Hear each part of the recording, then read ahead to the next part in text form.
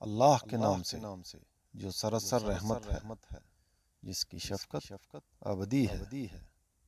اپنے پروردگار کے نام کی تسبیح کرو، اے پیغمبر جو سب سے برتر ہے، جس نے بنایا پھر نوک پلک سنوارے، جس نے ہر چیز کے لیے اندازہ ٹھہرایا، پھر اس کے مطابق چلنے کی راہ دکھائی، جس نے سبزہ نکالا پھر اسے گنا سرسبز شاداب بنا دیا۔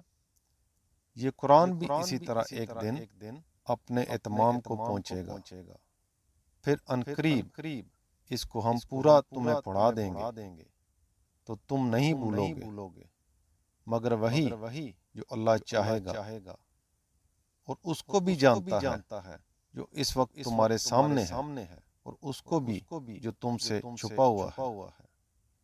اس طرح ہم ان مشکلوں سے بھی درجہ بدرجہ تمہیں آسانی کی طرف لے چلیں گے۔ اس لیے یاد دہانی کرو، اگر یاد دہانی نفع دے۔ جو خدا سے ڈرتا ہے وہ عنقریب نصیحت پالے گا، اور اس سے گریز وہی بڑا بدبخت کرے گا جو بڑی آگ میں جا پڑے گا، پھر نہ اس میں مرے گا نہ جیے گا۔